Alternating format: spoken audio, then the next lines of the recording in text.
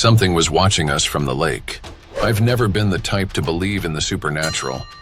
Ghost stories, cryptids, UFOs, none of that ever really resonated with me. It always seemed like fiction, something to tell around a campfire to scare people, but not something real. That was until last summer when something happened that I still can't explain, and it's haunted me every day since. This is my attempt to make sense of it. To put it into words, maybe writing it all down will help me understand what happened, or at least share my warning with someone who might take it seriously. It was late June, and a group of us had planned a trip to the remote, northern forests of British Columbia. A group of 6, me, Adam, my girlfriend Emily, her best friend Jess's boyfriend Mike, and 2 other friends, Tyler and Jordan. We all loved the outdoors and had been on camping trips before. But this one was different. Jess had found this location through some obscure hiking blog, a place that wasn't well known to tourists, and we were all excited to explore something off the beaten path. The location was a place called Lake Devlin, a small, isolated lake nestled deep in the woods. There weren't any official campsites, and the area was far from any marked trails. That's exactly why we wanted to go. No tourists, no noise, just nature and the 6 of us. The first day was pretty normal. We arrived at the trailhead around noon, parked the cars, and hiked about 7 miles into the woods. It was peaceful, with towering trees, the smell of pine in the air, and the soft crunch of dirt beneath our boots. After a few hours, we found the lake. It was beautiful, calm, with clear water reflecting the surrounding trees like a mirror. The sun was still high in the sky, casting a warm glow over the lake. We set up our tents on a flat patch of land near the shore and spent the evening swimming, fishing, and sitting around the fire, talking about everything and nothing. That night, things started to get weird. I woke up around 2 a.m. to the sound of something moving outside our tent. It wasn't a loud noise, just the soft rustling of leaves, like something or someone was walking around the campsite. At first, I thought it was one of the others getting up to use the bathroom. But the longer I listened, the more uneasy I became. The footsteps weren't consistent, and they didn't sound human. They were too light, too irregular, like someone was pacing in circles around the tents, stopping, then starting again. I nudged Emily, who was fast asleep beside me, but she just mumbled something incoherent and rolled over. I decided to check it out. I quietly unzipped the tent and poked my head outside. The night was dark, with only the faint light of the moon reflecting off the lake. The fire had died down to embers, casting a soft, flickering glow over the campsite. I didn't see anything unusual at first, just the tents and the still water of the lake. But then I saw it. Something was standing at the edge of the lake, right where the water met the shore. It was tall, taller than any of us, and its silhouette was barely visible against the dark water. At first, I thought it was one of my friends, but something was off. The way it stood there, motionless, staring at the water, it didn't seem right. I blinked, and when I looked again, it was gone. I sat there for a moment, trying to rationalize what I had just seen. Maybe it was just my imagination. Maybe it was a trick of the light, or maybe I was still half asleep. But as I crawled back into the tent, a deep, unsettling feeling crept over me. I didn't sleep for the rest of the night. The next morning, I didn't mention what I'd seen. I didn't want to freak anyone out. And to be honest, I wasn't even sure if it had been real. We spent the day exploring the area, hiking through the woods, and swimming in the lake. It was fun. Everyone seemed relaxed and in good spirits. But I couldn't shake the feeling that something was off. That night, as we sat around the campfire, we heard it again. The footsteps. This time, everyone noticed. "Did you hear that?" Jess asked, her voice low, as she glanced over her shoulder toward the trees. We all froze, listening. The footsteps were faint but unmistakable, moving through the trees just beyond the firelight. It sounded like someone or something was circling the camp, just out of sight, probably just an animal. Mike said, trying to sound casual, but I could hear the unease in his voice. We're in the middle of the woods, after all, but I knew it wasn't an animal. I'd been camping enough times to know the difference between the sound of a deer or a raccoon and whatever this was. There was something deliberate about the way it moved, something almost human. We all sat there in tense silence for a while, listening as the footsteps slowly faded away into the night. Eventually, we convinced ourselves it was nothing and went to bed. But deep down, I think we all knew something was wrong. The third day, things escalated. Tyler and Jordan had gone off on their own to explore a bit further from the camp, leaving the rest of us by the lake.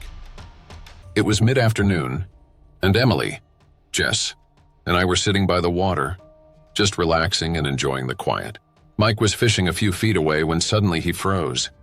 "Guys," he said, his voice barely above a whisper.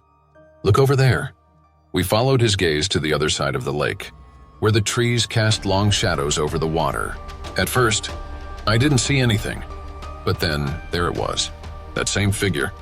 It was standing just at the edge of the trees, half hidden in the shadows, watching us. I couldn't make out any details, just the shape of a tall, thin figure, unnaturally still. It didn't move, didn't make a sound. It just stood there. Emily grabbed my arm. "What is that?" "I don't know," I whispered back, my heart pounding. For what felt like an eternity, we all just stared at it, waiting for it to do something. But it didn't. It just watched. Finally, Mike spoke up. "Maybe it's one of the guys, messing with us." But even as he said it, I knew he didn't believe it. The figure was too tall, too strange. It didn't move like a person. It didn't move at all. And then, as suddenly as it had appeared, it turned and disappeared into the trees. We didn't talk about it after that. We packed up our stuff and headed back to camp, trying to pretend like everything was normal. But the atmosphere had changed. We were all on edge, constantly looking over our shoulders, listening for those footsteps. That night, we heard them again, louder this time, closer. It was the last night of our trip, and we were all counting the hours until we could leave. None of us were sleeping well, and every small sound set us on edge. Tyler and Jordan had returned from their hike that afternoon, but they hadn't seen anything unusual, at least. That's what they said. But I could tell something was bothering them. Around midnight, we all turned in for the night, hoping we could make it through till morning without incident. But as I lay there in the tent, staring at the ceiling, I couldn't shake the feeling that something was wrong. And then I heard it. A scream, sharp, loud, and unmistakable. It came from outside, somewhere near the lake. I shot up, my heart racing, and unzipped the tent. The others were already outside, looking around in confusion. "Where's Jordan?" Emily asked, her voice trembling. We all looked around, panic setting in. Jordan's tent was empty, his sleeping bag still neatly laid out. He was gone. Without thinking, we grabbed our flashlights and ran toward the lake. The scream had come from that direction, and we were hoping, praying, that it was just some kind of mistake. But as we reached the shore, I felt my stomach drop. There, at the water's edge, was Jordan's backpack, torn open, with his belongings scattered across the ground. But there was no sign of him, just the eerie silence of the lake, and the dark, still water reflecting the moonlight. Panic set in. We called out for Jordan, our voices echoing through the trees, but there was no response.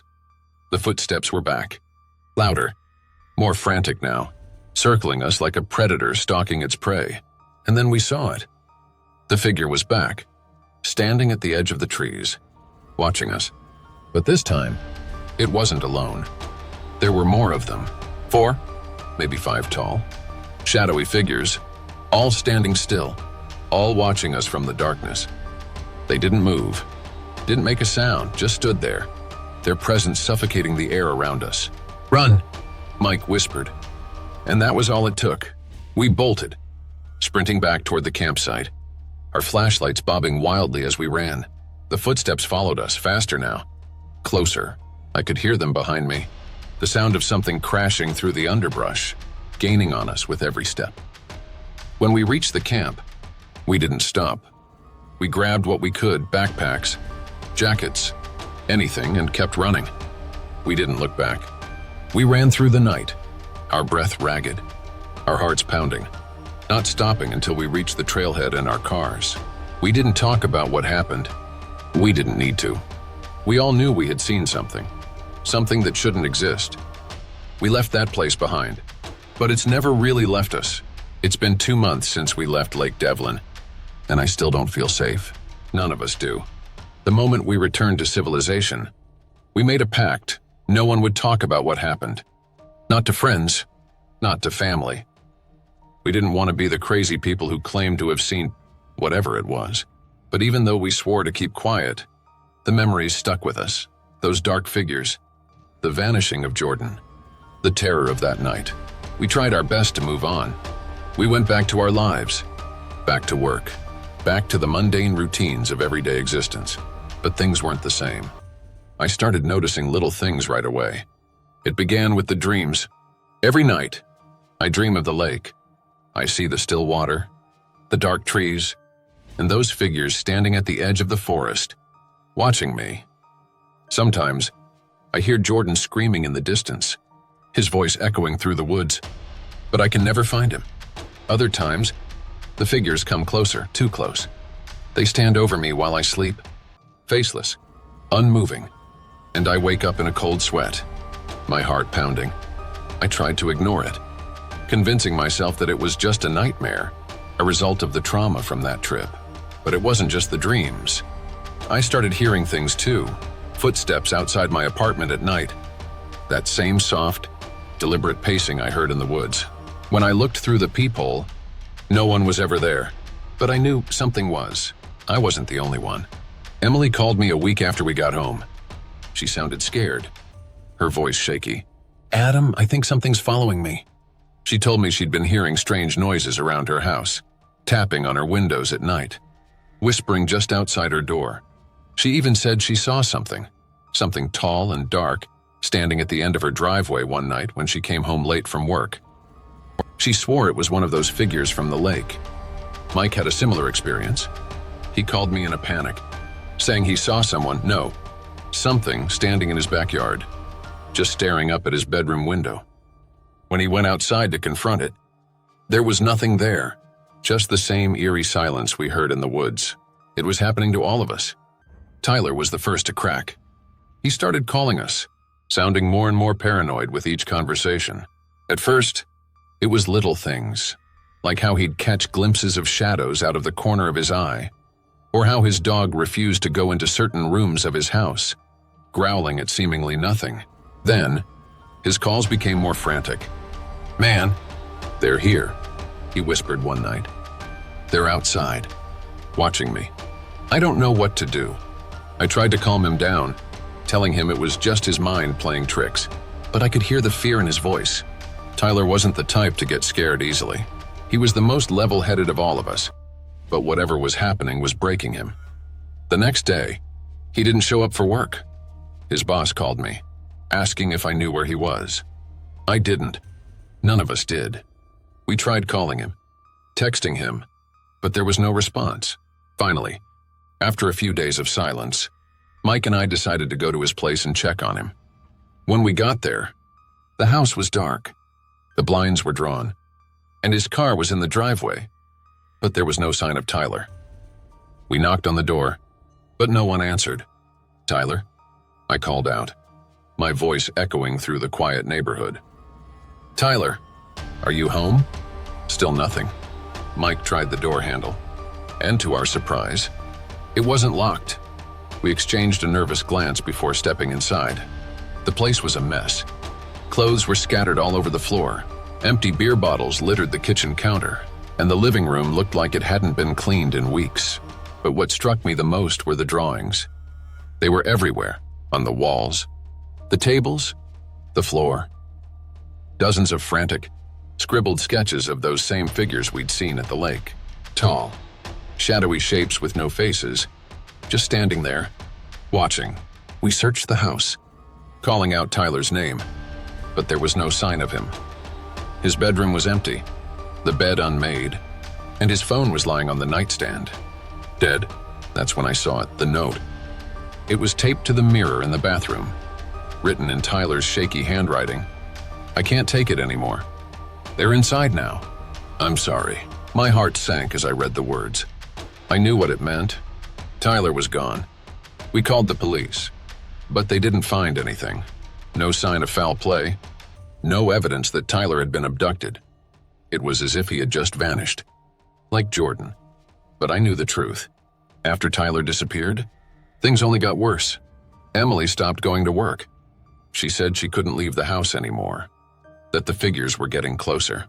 She started boarding up her windows, but every night, she heard the tapping. Every night, they came closer. Mike was no better. He started drinking heavily, trying to drown out the fear, but it didn't work. He called me one night, completely wasted, saying he could hear Jordan's voice coming from the woods behind his house. They're calling for me, he slurred. They want me to come back. I knew then that we couldn't keep running from this. Whatever we had seen, whatever we had disturbed at the lake, it wasn't going to stop. We couldn't escape it. I called Emily and Mike and told them my plan. We needed to go back to Lake Devlin. We needed to find out what was happening, to confront whatever was haunting us, or else it would never leave us alone. At first, they thought I was crazy. Why would we go back to the place that started all of this? But eventually, they agreed. We didn't have any other choice. We packed our bags, loaded up the car, and made the drive back to the trailhead. The same trailhead where our nightmare had begun. The hike to the lake was eerily quiet. The forest, once so full of life, now felt dead. No birds, no animals, just the sound of our footsteps crunching on the dirt path. As we neared the lake, I felt a sense of dread settle over me. I didn't want to be here, but I knew we had to do this. When we reached the lake, it was exactly as we had left it. The same calm water, the same trees casting long shadows over the shore. But something was different. The air felt wrong. It was heavier, colder, like the atmosphere itself had changed. And then I saw them, the figures. They were standing at the edge of the lake, just like before, watching us. But this time, there were more of them, at least a dozen, all tall, all shadowy, all completely still. My heart raced as we stood there, frozen, staring at them. Mike was shaking beside me, and I could hear Emily's breath quicken. "What do we do?" Emily whispered, her voice barely audible. I didn't have an answer, but I knew one thing: we couldn't leave. Not yet. I took a step forward, my legs trembling. The figures didn't move. I took another step, and then another, until I was standing at the edge of the lake, the water lapping at my boots. That's when I heard it. A voice, soft, faint, but unmistakable. It was coming from the water. "Adam!" I froze, my blood turning to ice. I knew that voice. It was Jordan. "Adam," the voice repeated, louder this time. I turned to Mike and Emily, but they were staring at the lake, their faces pale, their eyes wide with terror. They had heard it too. The water began to ripple, as if something was moving beneath the surface. Slowly, a shape began to emerge, dark, shadowy, like the figures, but smaller, more human-like. It was Jordan. He rose from the water, his skin pale and bloated, his eyes wide and empty. His mouth moved, but no sound came out. I stumbled back, my heart pounding in my chest. This wasn't Jordan. It couldn't be. And then, all at once, the figures moved. They stepped forward, gliding across the water like it wasn't even there, their long, shadowy limbs reaching out toward us. I screamed for Mike and Emily to run, but it was too late. The figures were on us. They grabbed Mike first, their hands wrapping around his arms and legs, dragging him toward the lake. He screamed, thrashing wildly, but it was no use. The figures pulled him into the water, and within seconds, he was gone. Emily was next. She tried to run, but they were too fast. They grabbed her, pulling her down into the water as she screamed my name, begging for help.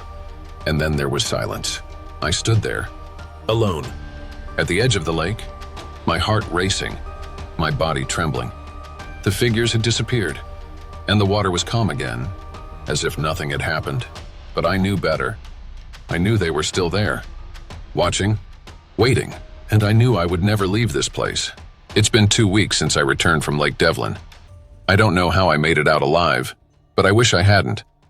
Every night I hear them, the footsteps, the whispers, the tapping. I know they're coming for me, just like they came for Tyler, Mike, and Emily. It's only a matter of time. So I'm writing this as a warning for anyone who might stumble across this post. Stay away from Lake Devlin. Don't go there. Don't even think about it. There's something in those woods, something ancient, something that doesn't want to be found.